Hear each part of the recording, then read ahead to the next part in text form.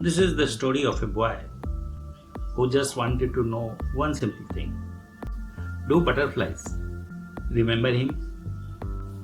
Scientists were shocked when a 10-year-old presented research that could change how we understand memory forever.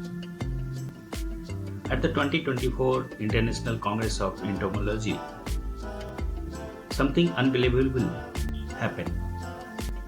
A group of experienced scientists were standing around a small booth, but they were not listening to a profession. They were listening to a 10-year-old boy. And when he finished speaking, the room filled with applause. Some researchers rushed to take pictures with him. Others stood there thinking deeply about what they had just heard. His name is Jonah Nagai, and what he discovered could change science. Now you might be wondering, how groundbreaking can a 10-year-old research really be? Well, here is the shocking part. Jonah became the first person in the world to show that butterflies can remember things from their caterpillar life. Yes, even after completely transforming their bodies. And it gets even crazier. His research suggests that these memories might even pass on to the next generation.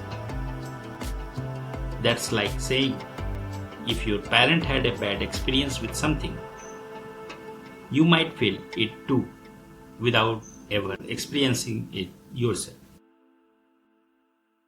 Sounds unbelievable, right? So let's go back to where it all started. From a very young age, Jonah loved insects. While other kids were playing, he was observing, carefully watching butterflies, beetles, and dragonflies, writing down their behavior, noticing teeny details that most people ignore. By second grade, he had already written hundreds of pages of observations. But then he noticed something strange. The butterflies he raised himself behaved differently.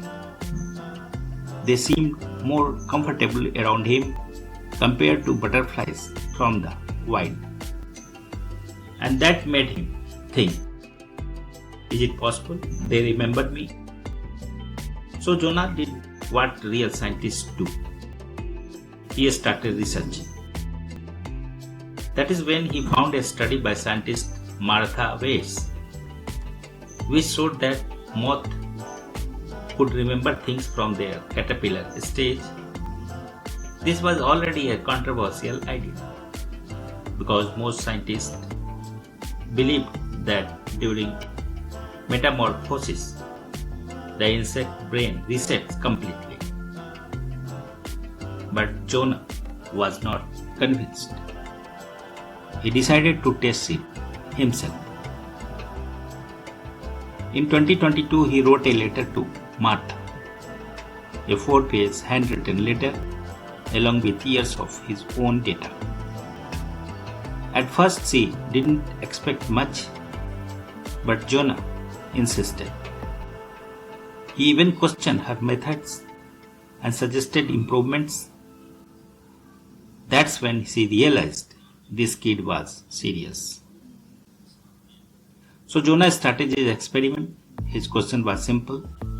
If a caterpillar learns to avoid a smell, will the butterfly still remember it later? Here is what he did. He exposed caterpillars to a lavender smell, then gave them a mild electric shock. But unlike typical experiments, Jonah was careful. He slowly increased the shock level until he saw just enough reaction. He didn't want to hurt them. After repeating this process, the caterpillars learned to avoid the lavender smell. Then they transformed into butterflies. Now came the real test. He built a simple maze. Both sides had sugar water, but one side also had a lavender smell. If metamorphosis erased memory, both groups should behave the same. And the untrained butterfly did. They split 50-50, but the trained butterflies, around 70%, avoided the lavender slide. They remembered even after becoming completely new creatures. That alone was groundbreaking. But Jonah didn't stop there. He had a bigger question. Can this memory be passed to the next generation? So he raised a new group of caterpillars, the offspring of the trained butterflies. These caterpillars were never trained, no smell, no song, nothing. But when they became butterflies and entered the maze, they also avoided the lavender in almost the same pattern. Jonah repeated this again. Even the third generation showed similar behavior. This suggests something incredible. Learning does not just change behavior, it might change biology itself in a way that passes from one generation to the next. Of course, Jonah stayed careful. He didn't jump to conclusions. He said more testing is needed, more data, more experiments.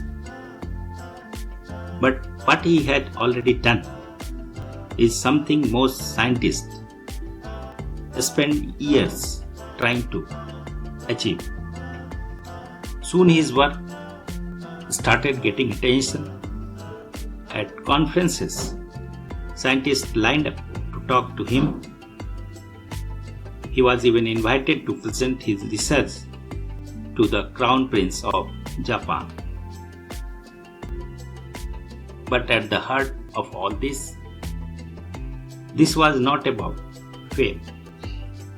It was not about becoming famous. It started with one simple question. Do my butterflies remember me? And maybe that's the real lesson here.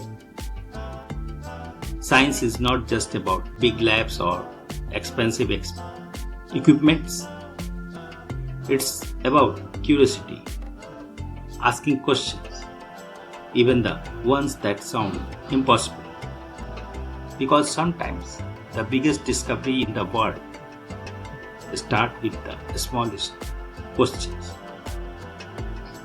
If this blew your mind, hit like and subscribe for more amazing science stories. Because the universe is full of mysteries and we are just getting started.